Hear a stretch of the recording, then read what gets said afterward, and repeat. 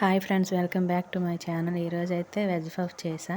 మా పిల్లల గురించి అయితే చాలా బాగా వచ్చాయి. ఫస్ట్ టైం ట్రై చేసా, బాగా వచ్చాయి, వేడిగా ఉన్నాయి.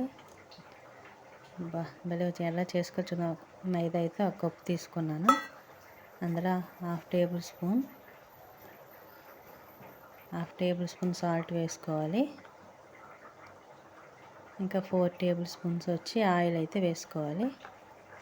వేసుకొని బాగా మిక్స్ చేసుకొని కొంచెం వాటర్ వేసుకొని గట్టిగా కలుపుకోవాలి. కొంచెం గట్టిగానే కలుపుకోవాలి. కలుపుకున్నాక మూత పెట్టి అయితే కాసేపు నానబెట్టుకోవాలి. ఒక 1 అవర్ 2 అవర్స్ అయితే నానబెట్టుకోవాలి. తర్వాత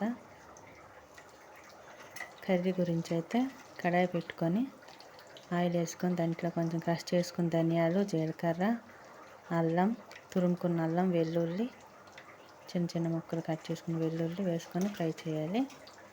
ఫ్రై చేశాక పచ్చిమిర్చి చిన్న కట్ చేసుకుని వేసుకోవాలి. కరివేపాకు కొంచెం వేసుకోవాలి. వేసుకొని బాగా ఫ్రై చేయాలి.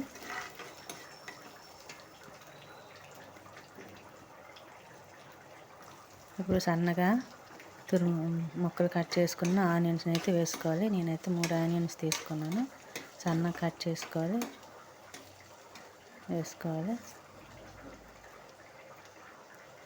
తర్వాత కొంచెం సాల్ట్ అయితే వేసుకోవాలి. ఆనియన్స్ వేగాలి కదా, బాగా వేగుతాయి.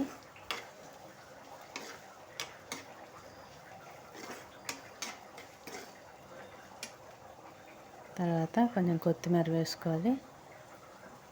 కొత్తిమీర వేసుకొని ఫ్రై చేసుకోవాలి. దాంట్లో కొంచెం పసుపు, కొంచెం కారం, గరం మసాలా కొంచెం వేసుకోవాలి. బాగా మిక్స్ చేసుకొని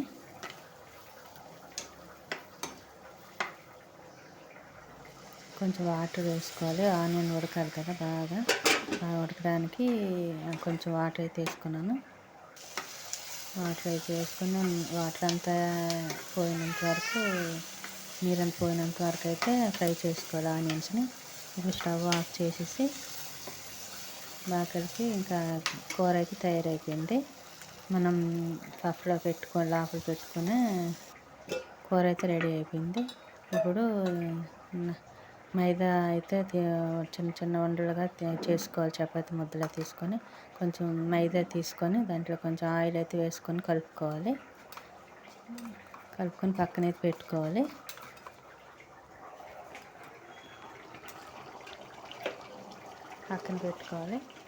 ఇది చపాతీ చేసుకోవాలి. చపాతీ ఇలా చేసుకోవాలి. అన్నింటిని చపాతీ ఇలా చేసుకొని పక్కన పెట్టుకోవాలి.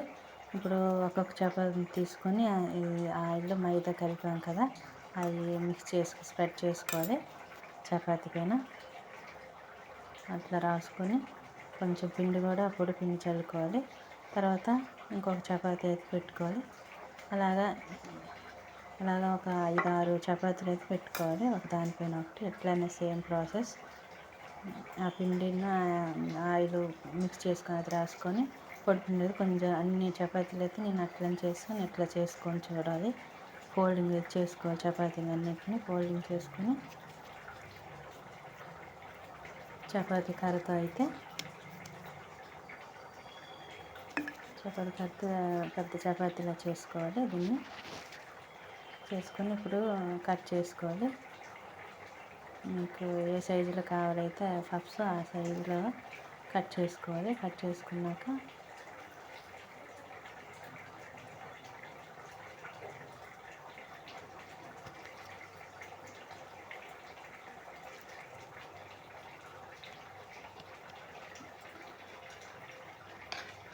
ఆనియన్ ఫస్ట్ కర్రీలా చేసుకున్నాం కదా, అది అందులో పెట్టుకొని ఫోల్డ్ చేసుకోవాలి. 4 వైపులా ఫోల్డ్ అయితే చేసుకోవాలి. సరిగ్గా తీయలేదు ఫ్రెండ్స్, కనిపించలేదు. ఫోల్డ్ అయితే చేసుకున్నాను ఫ్రెండ్స్. నేనైతే అట్లా ఫోల్డ్ చేసుకోవాలి, కర్రీ బయటకు రాకుండా. అన్నీ మొత్తం కూడా అలానే చేసుకోవాలి. ఫ్రెండ్స్. అన్నీ చేసుకొని ఇంకా డీప్ ఫ్రైకి అయితే ఆయిల్ పెట్టుకోవాలి. అది వేడయ్యాక ఈ పఫ్స్ అనేవి వేయాలి, ఒక్కొక్కటి వేయాలి. వేడయ్యాక నూనె ఒక్కొక్కటి వేయాలి. ఓవెన్ ఏం లేకుండానే చేసుకోవచ్చు, చాలా టేస్ట్గా ఉంటాయి. ఇలా వేసుకొని ఒక 10 మినిట్స్ అయితే ఫ్రై చేయాలి లో ఫ్లేమ్లో. డీప్ ఫ్రై చేసుకోవాలి, మంచి కలర్ వచ్చినంత వరకు, గోల్డెన్ బ్రౌన్ కలర్ వచ్చేంత వరకు అయితే డీప్ ఫ్రై చేసుకోవాలి.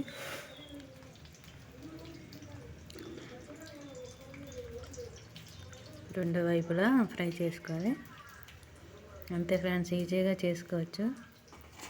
మా బాబుకి అయితే చాలా ఇష్టం. ఫస్ట్ టైం అయితే ట్రై చేసా, బాగానే వచ్చాయి, టేస్ట్గా ఉన్నాయి. మా బాడైతే ఎవరికి కని తినేసాడు. Okay friends, bye.